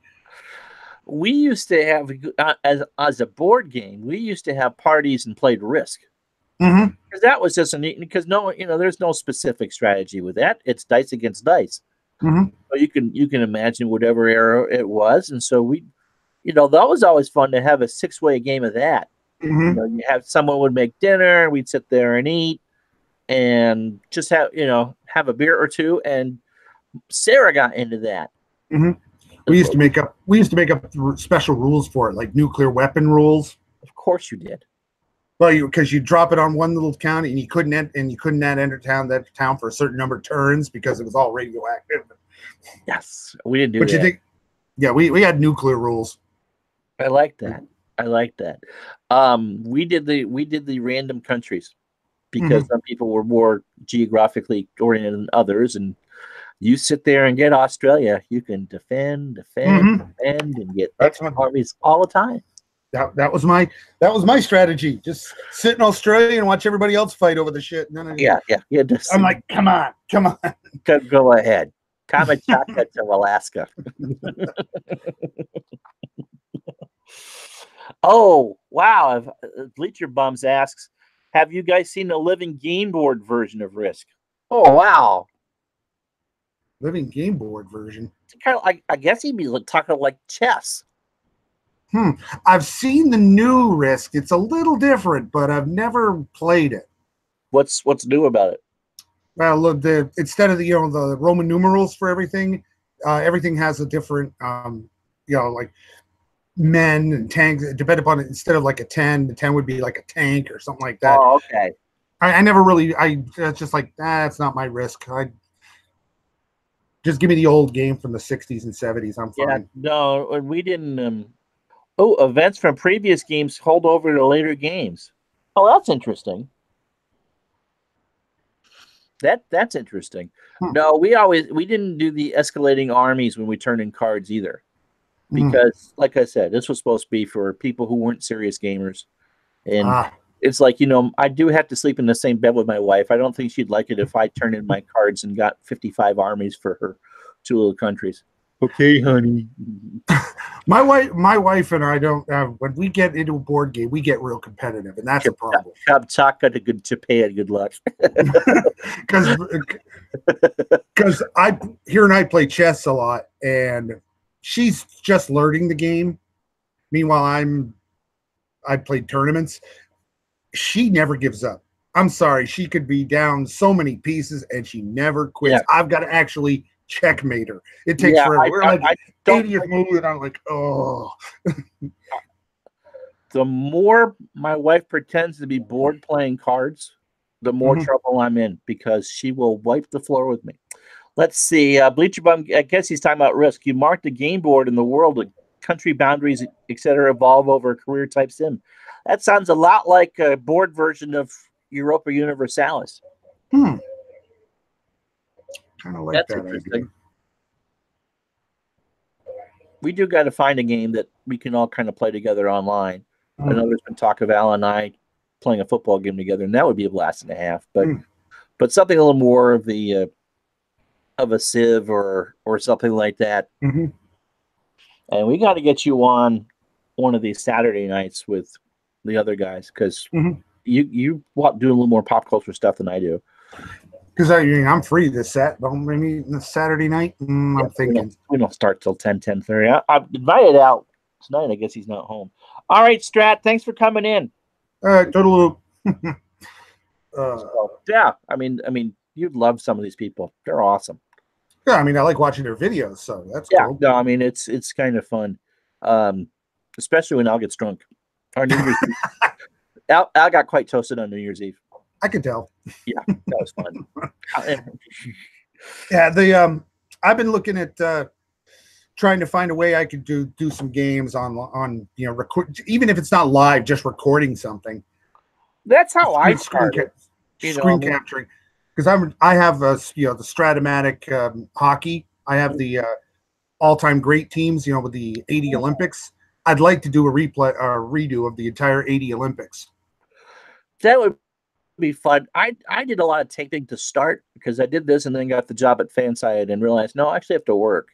And I want to do, I've never been able to find the non-sports game that kind of sucks me in. I'll play something for a little while and then I'll move on. We'll go through my old downloads and there's 7 or 8 versions of Action PC, whatever. But yeah. But but if I'm going to, and so trying to find something that I can play reasonably well that's non-sports is tough because I can only hit so many buttons at a time. So anyway, when I started this, it was tape. Everything was taped. And Al was the one that convinced me to do it live. And it just made the entire experience so much better because when you screw up, everyone sees it. And there's, kind of like this chat, people can kind of jump in and out when they want.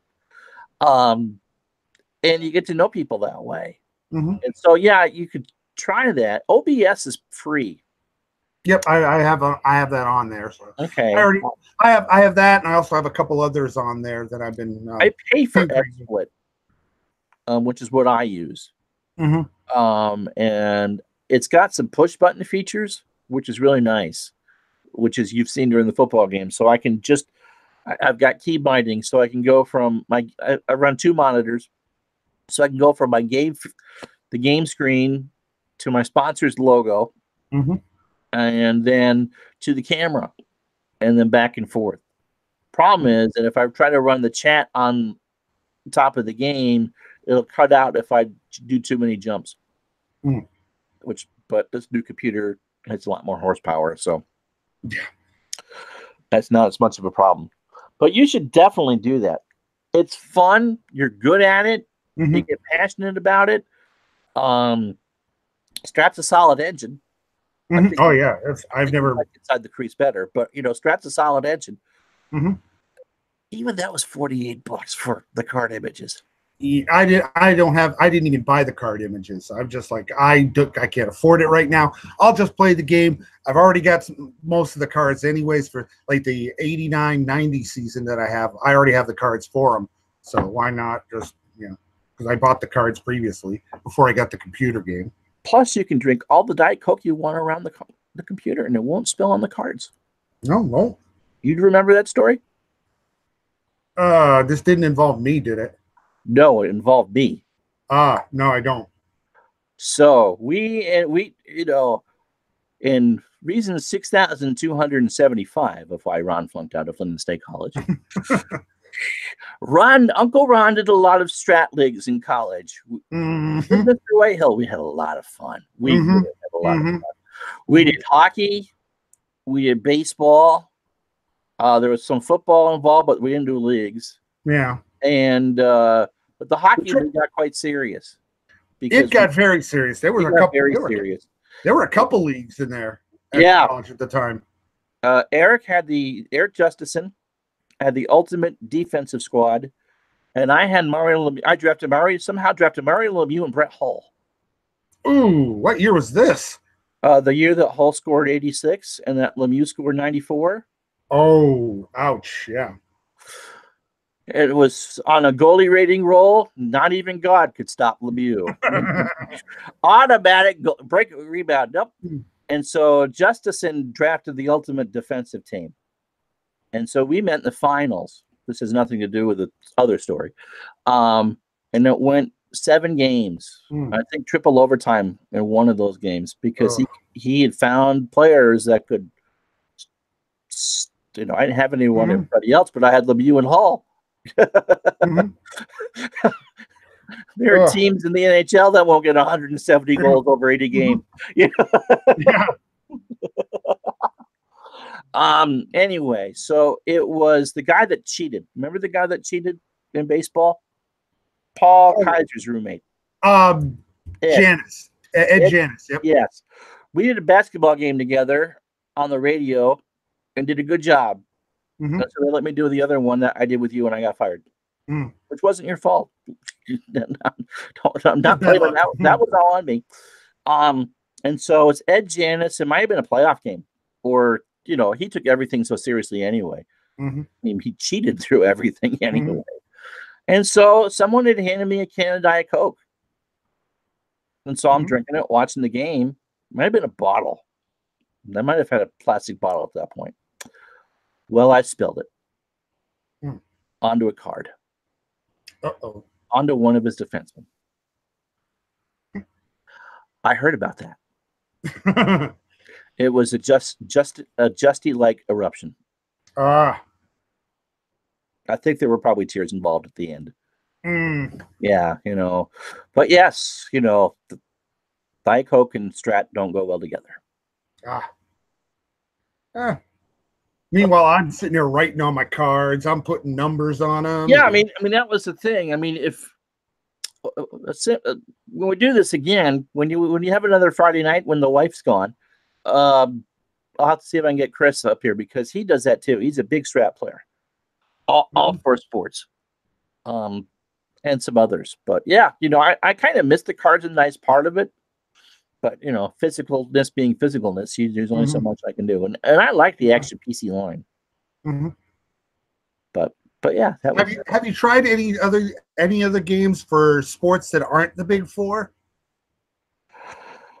Well, besides I'm talking things like soccer or obviously I'm talking things like cricket, rugby. There's actually games for those. I actually went out and bought a cricket game. Something I'd never feature. There was actually a spreadsheet that you could actually use an Excel helper. Was that the one by How's It or How's That Games? Like $50.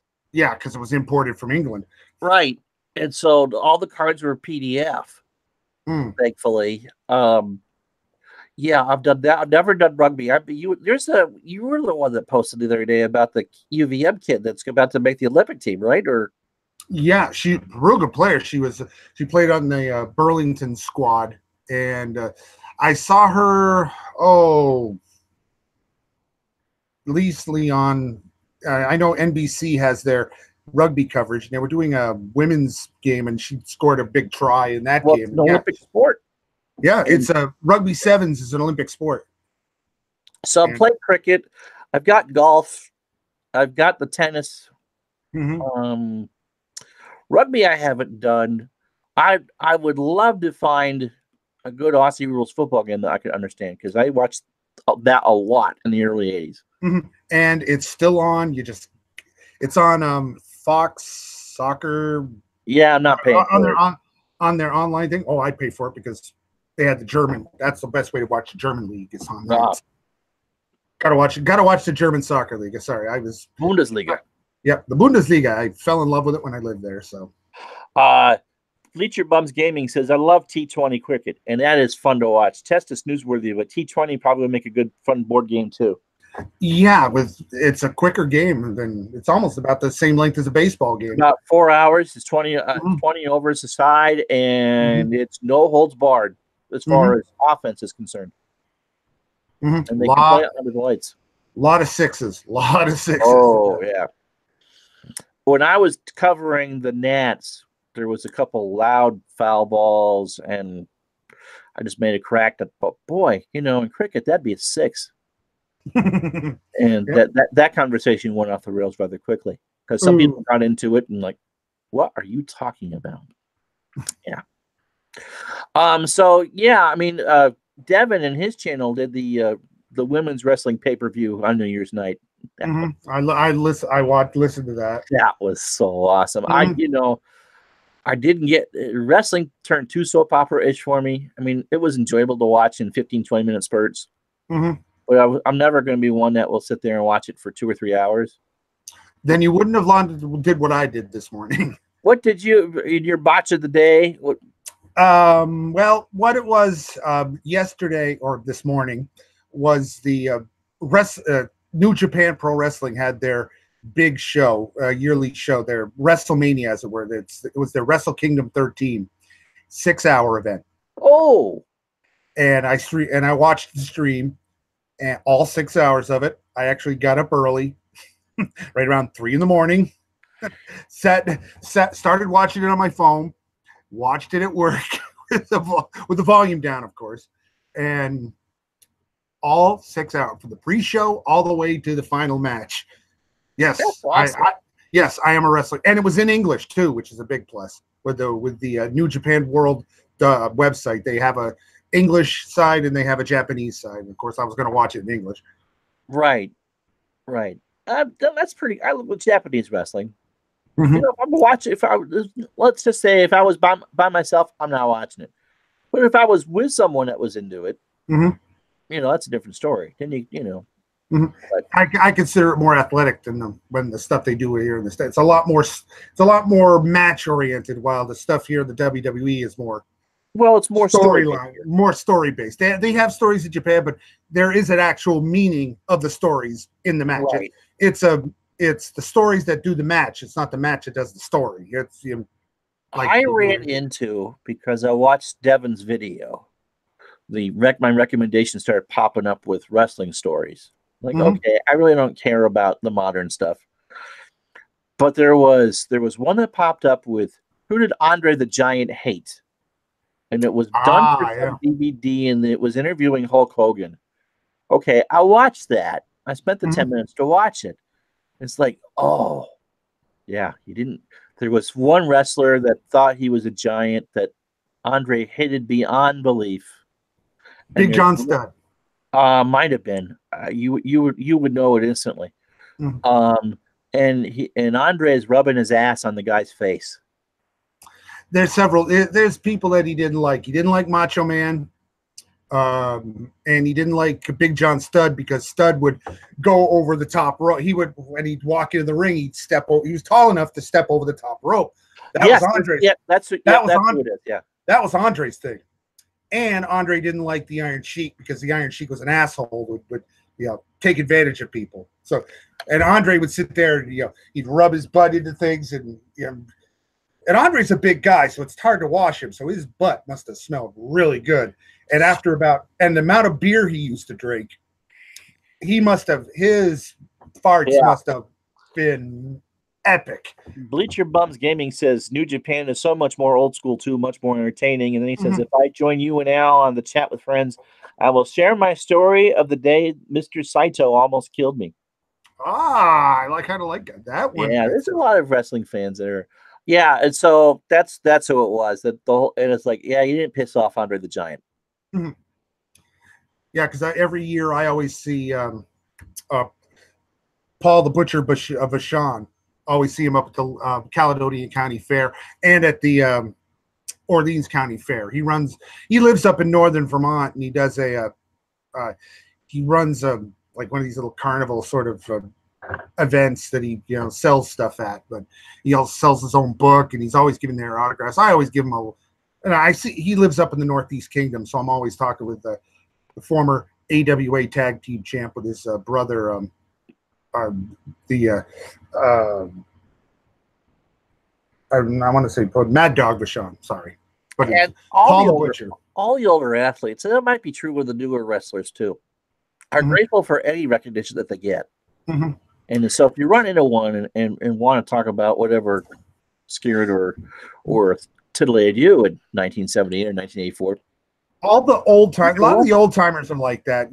Some of the new guys, I've heard some stories. I haven't, there's a couple I know now that are in the big time that I saw in indies, and I knew a couple of them from the indies. Sasha Banks, when she was still Mercedes RV, I think, or VD, or whatever the heck it is. She used to work the independents, and she'd do stuff in Littleton with the Chaotic Wrestling.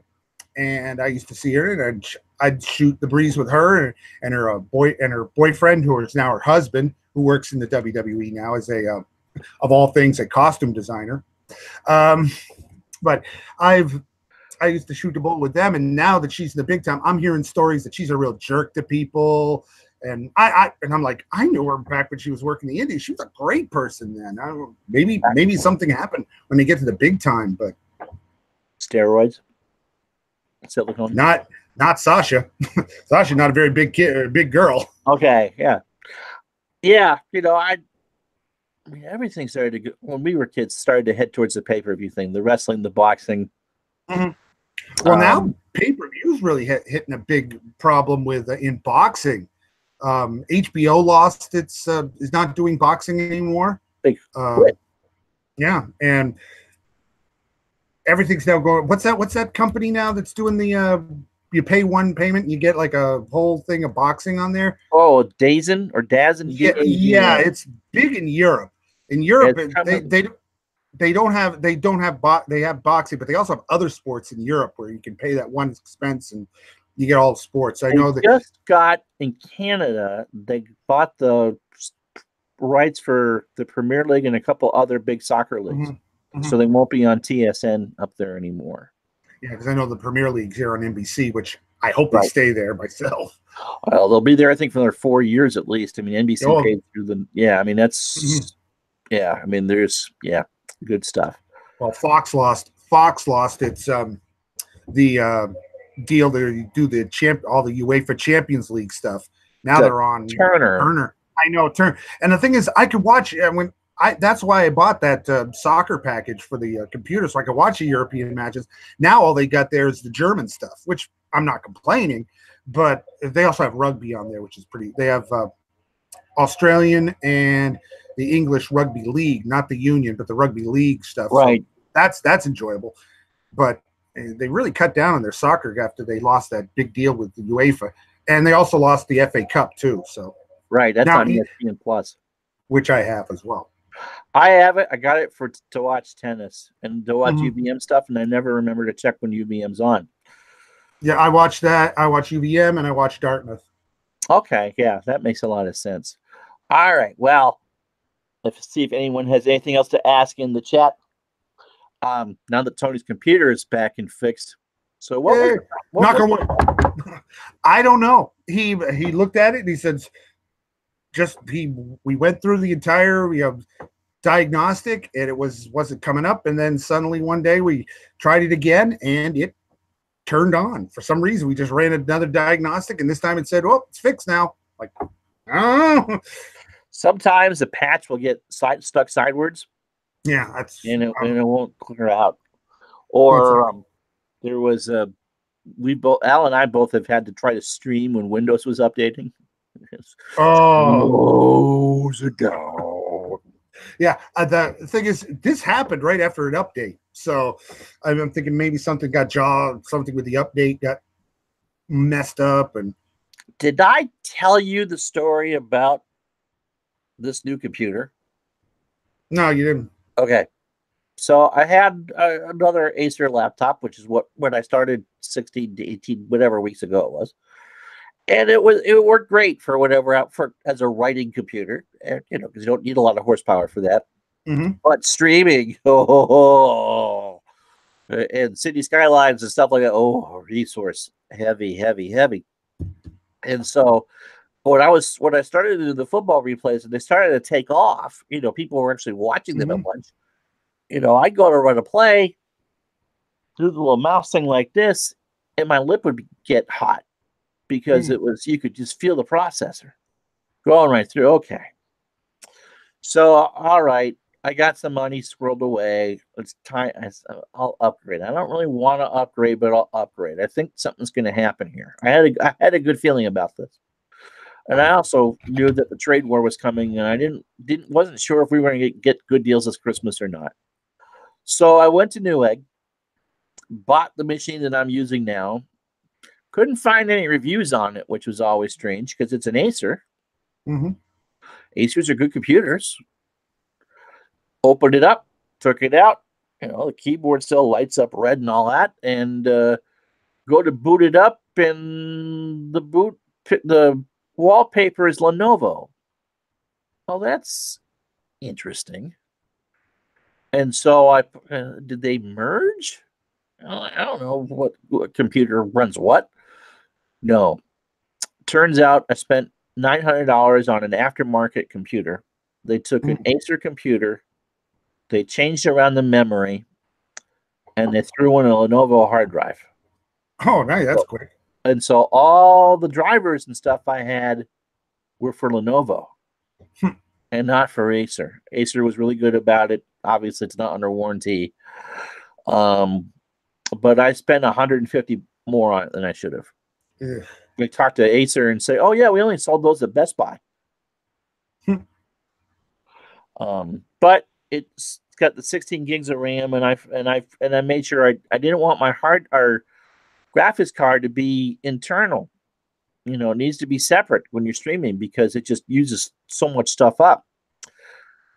But it didn't recognize the graphics card. Oh, it was a couple fun days.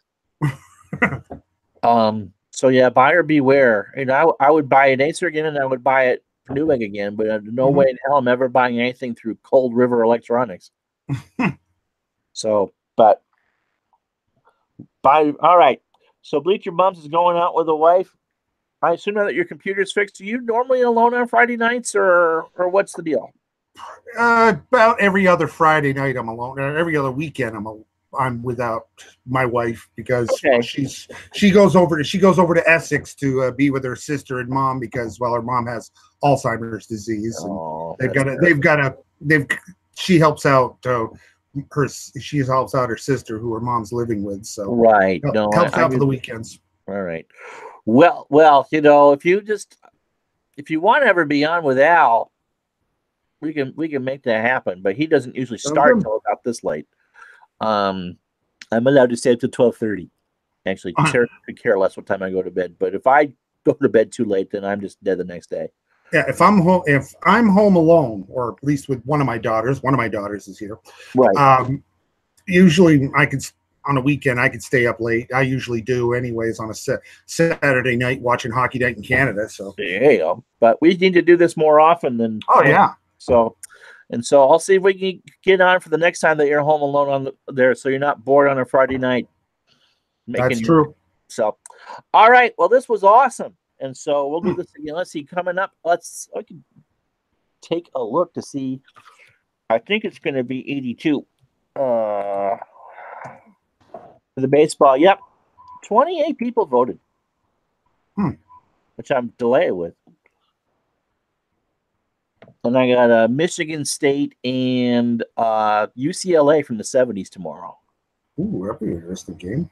I was going to do a doubleheader, but I'm going to spend some time with my wife instead. You got to do that. Oh, I want to do it too. You know, with the football playoffs, you got to be. You know, if you can't be doing that stuff against the playoffs. Yeah, tomorrow I got to playoff football. Ooh, once I get home from Wes's party, I'm going to have me. Well, wish him a happy birthday for me. I will definitely. Can't believe he's 50. Yeah, no kidding. I'm 48 come November. And I'm 48 right now, so. Right. So you got 49 this year in October. Mm-hmm. Yeah, it's coming quick. Yeah, I still think of myself as 20 sometimes. Yeah, yes. Yeah, me too. It's like, well, I can't possibly do that. All right. So we'll do this again real soon. So good. Thanks, Tony. No problem. Hit that like and subscribe, and we'll do this again real soon. And hopefully have some guests on to chat about wrestling and other things because we all have a lot of things in common. So, all right. Well, have a good night. We'll talk to you soon. All right.